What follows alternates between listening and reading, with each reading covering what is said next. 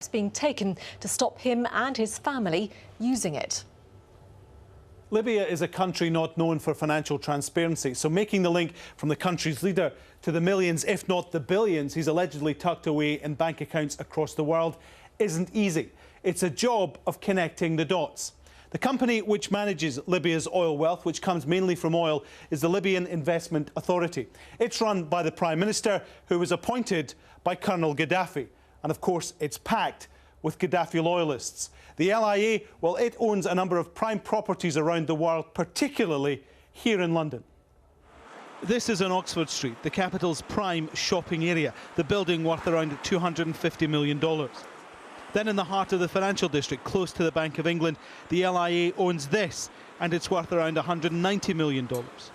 But it's not just property. The LIA owns 3.01% of Pearson plc, publishers of the Financial Times newspaper, and the British Arab Commercial Bank, that's 75.2% owned by Libya. Many of the purchases are made through Dahlia Advisory Limited, based near the US Embassy, in an expensive office block that it owns. The British Prime Minister says action has been taken to close down Gaddafi's financial operation in the UK. We've frozen the assets of Gaddafi, 5 of his family members, people acting for them or on their behalf, and entities that are owned or controlled by them. The Treasury has stepped in to block a shipment of some £900 million of banknotes destined for Libya. The government has revoked Colonel Gaddafi's immunity as head of state, so neither he nor his family may enter the UK. The Libyan Investment Authority has holdings elsewhere. In Italy, for example, it owns 2% of car company Fiat, 7.5% of Juventus Football Club and 2.6% of the bank UniCredit. We have allowed these funds and these assets into our countries. We didn't do enough checks to prevent corrupt money entering the UK, Europe, the US. And now when there are people who are being killed on the streets of Tripoli and throughout Libya, we finally have taken action. What British financial officials are now trying to work out is what in the UK belongs to the Investment Authority and what belongs to the Gaddafi family. It's thought they could have assets in excess of $15 billion, but now they've been frozen, inaccessible and lost forever to the Colonel and his family. Alan Fisher, Al Jazeera, London. Well, the European Union says most of its almost 10,000 citizens in Libya have now left the country. Britain continued to evacuate its citizens by sea and by air on Sunday and says that most who want to leave have done so. Most are oil workers, of course. The EU's crisis response chief says that most of the 650 EU nationals who remain are in hard-to-reach areas. Well, meanwhile, the EU says Muammar Gaddafi no longer controls most of the country's oil and gas fields. EU ministers have been meeting in Brussels to discuss both the unrest in Libya and its impact on oil supplies. Spain is so worried that it has cut speed limits to reduce fuel consumption there. Well, Libya produces just under 2% of the world's oil, but 85% of its crude is sent to European refineries. The biggest buyers are Italy, France, Germany and Spain. There, Libyan crude is turned into diesel and jet fuel. Well, production is continuing in Libya, but the fighting has resulted in a drop in output of about 50%. And as we've been hearing, many foreign oil workers have now been airlifted out of the country.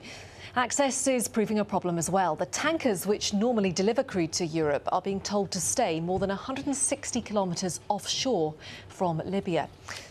Well, Dr. Manucher Takin, a senior analyst from the Centre for Global Energy Studies, says the world is prepared to cope with those changes in Libya's oil output. There is a mismatch, a teething problem, which will be for a few weeks, maybe a month or so. But Saudi Arabia is producing, has already increased production so that they can supply. There's a different type of crude. It has to be transported from the Persian Gulf all the way. So there is an element on this. The International Energy Agency, the Industrialized Countries Center, they can have, again, they can replace the oil by emergency rationing. They have strategic reserves. So it is not the end of the world. One person who's been by Muammar Gaddafi's side for almost 10 years is his Ukrainian nurse, but she's one of the latest of his entourage to desert the Libyan leader. Neve Barker has more.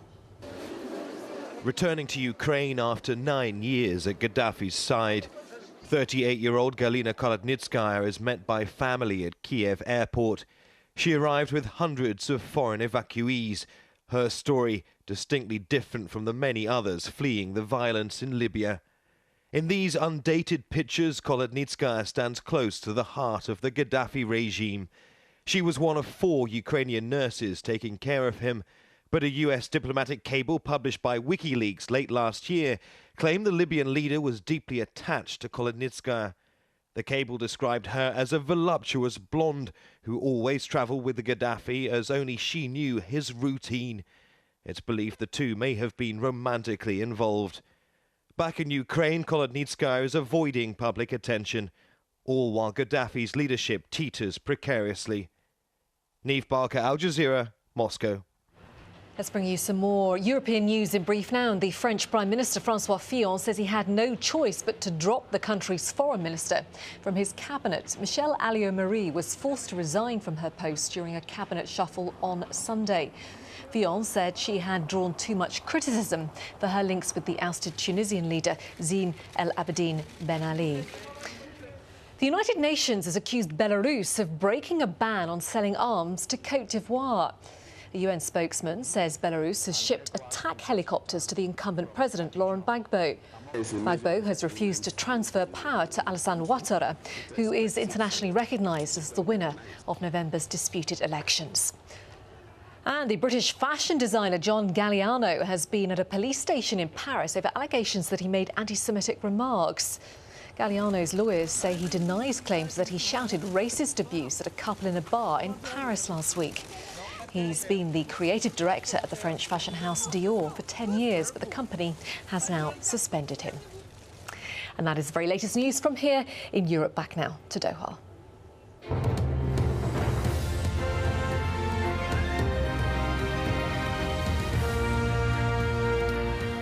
In Tunisia, 2 ministers have resigned from the caretaker government. It comes just a day after the Prime Minister bowed out following a wave of protests on Friday and Saturday, which left 5 people dead. Nazanin Masheri has this report from Tunis. There is a heavy security presence in the capital. For the first time, alongside the police and army, the National Guard. Working together, they say, to maintain order. In the past few days, several people have been killed in clashes here. The escalation of violence, something not seen since Ben Ali fled. The interim Prime Minister Mohamed Ghannouchi has gone, but the protesters remain outside his old office. They say their demonstrations are peaceful, all the trouble caused by armed militia who infiltrated their ranks. Their demands, the resignation of the entire government. How long do you intend to stay here? For all my life, to save the future of my children and the children of mine. I will stay all my life. This is the man who wants to bring calm. Badji Kaid Zebsi, an 84-year-old politician. He served under Tunisia's post-independence leader Habib Bourguiba. Mohamed Abu is a lawyer imprisoned during Ben Ali's reign. He says the current administration is facing an impossible task. It seems people want to accept half solutions. The people got rid of the Ben Ali regime in this revolution, and they don't want to go back to the past. The problem is that people are not used to political matters, which requires compromise. Tunisia is still a country in turmoil, unable to move on from its past. There's no mood of reconciliation here. It seems the revolution that toppled Ben Ali many weeks ago still isn't over. Nazanin Masheri, Al Jazeera, Tunis. New Zealand's Prime Minister says the country is facing a repair bill of around $15 billion after 2 recent earthquakes. Last week's quake in Christchurch killed at least 148 people. Another 50 are still missing. Funerals have now been held for some of the victims. Large parts of the city have been reduced to rubble. South Korea and the US have launched joint military exercises despite protests from North Korea. The land, sea and air drills are held every year, and commanders insist they are purely defensive. But North Korea has threatened to turn its neighbor into a sea of fire if the drills go ahead. Representatives from China and Japan have held their first talks in 2 years as tensions between the 2 Asian economic giants ease. China's Vice Foreign Minister met his Japanese counterpart in Tokyo to discuss issues ranging from the film industry to security. Sino-Japanese relations deteriorated sharply last September after a Chinese trawler collided with Japanese patrol boats near a chain of disputed islands in the East China Sea. Stay with Al Jazeera. We'll have plenty more after the break, including the latest from the Cricket World Cup. And the Oscar goes to Colin Firth. Natalie Portman, The King's Speech. And The King's Speech reigns supreme at this year's Oscars.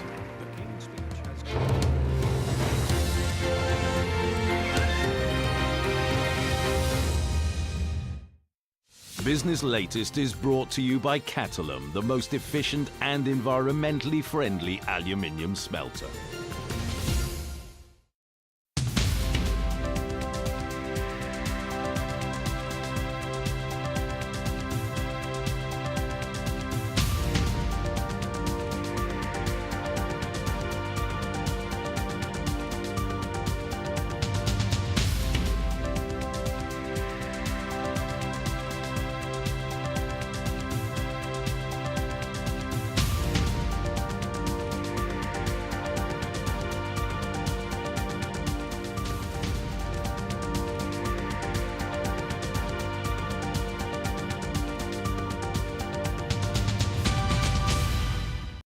Business Latest is brought to you by Catalum, the most efficient and environmentally friendly aluminium smelter. He's taken stolen goods and he's now dumping them onto the world without any sort of consideration for consequences. From people making the news. If the North will be saved a lot of trouble, I think it is important that they should come together. To those it affects. We do accept that there was very bad mistakes made in our banking area. Behind the headlines. Most South Koreans are not interested in reunification. Is the inside story. At this time on Al Jazeera.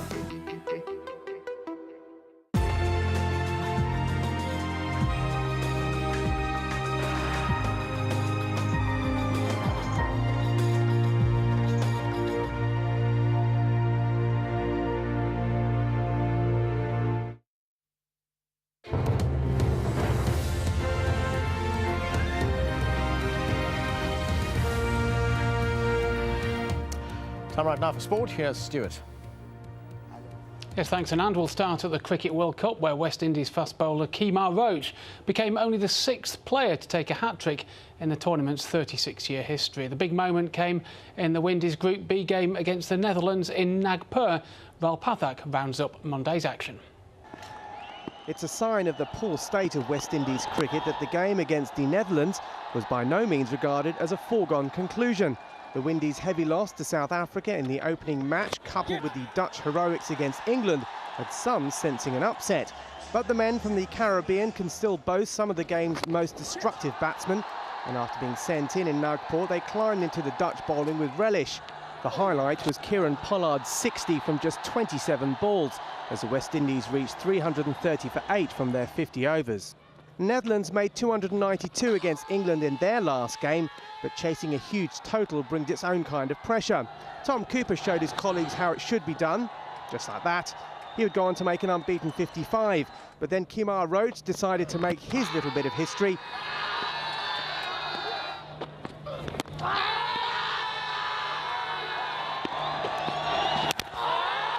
The 22-year-old became the 6th bowler to take a World Cup hat-trick. He took 6 for 27 in total to blow away the Dutch batsman for 115. The West Indies win by 215 runs. Meanwhile, in Group A, the Canadians gave further ammunition to those who believe the Minnows shouldn't be in the World Cup. Shown to be out of their depth against Sri Lanka, they weren't much better against Zimbabwe in New Delhi. The Zimbabweans racking up 298 for 9 off their 50 overs. In reply, the Canadians would have had hopes of improving on their last innings of 122 all-out against Sri Lanka, and they did, by 1 run. The Canadian batsmen collapsing to the Zimbabwean spinners for just 123. Zimbabwe record their first win of this World Cup by 175 runs. Rahul Pathak, Al Jazeera. Now, the next match in the World Cup is also in Group A. Sri Lanka taking on Kenya. The joint hosts have something to prove to their home fans as well after defeat to Pakistan in their capital Colombo on Saturday. Sri Lanka have now won one and lost one after beating Canada in their opening match.